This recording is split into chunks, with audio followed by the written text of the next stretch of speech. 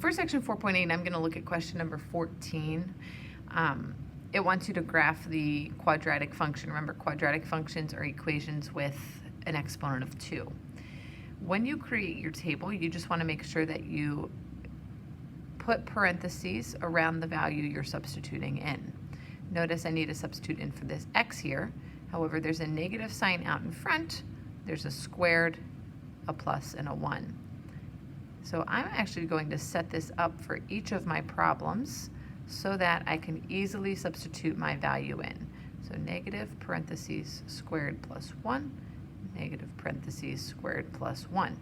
Now, the numbers that I'm plugging in are in my left column or my x column. So this is negative 2, negative 1, 0, 1, 2.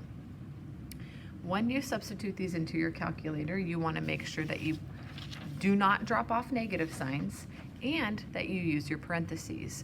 So when you type in negative parentheses, negative 2 parentheses squared plus 1, you will get negative 3. If you do the same thing, you'll get a 0, a 1, a 0, and a negative 3. This easily allows you to plot them. So your x value is negative 2. Remember, x's take you left to right. If you go left, it's a negative number. If you go right, it's a positive number. And your y values take you up and down. If it's a positive number, you go up. If it's a negative number, you go down. So this says left 2, down 3. So I go left 2 on my graph, down 3, and I'll plot my point. Left 1, don't go up or down. So I just go left 1. Right, don't go left or right, go up 1. So I just go up 1. And then it's right 1, don't go up or down. And then it's right 2, down 2. So down 3, down 3. Now you can connect your dots and make sure you graph them in a U fashion. That's called a parabola.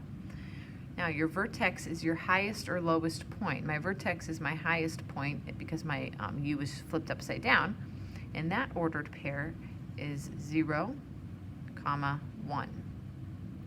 Recall that your solutions are where your parabola crosses the x-axis.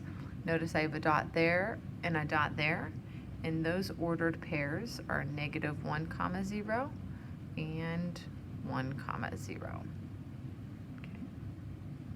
Okay. In number 15, you are going to get a graph that looks something along the lines of a U that is above your x-axis.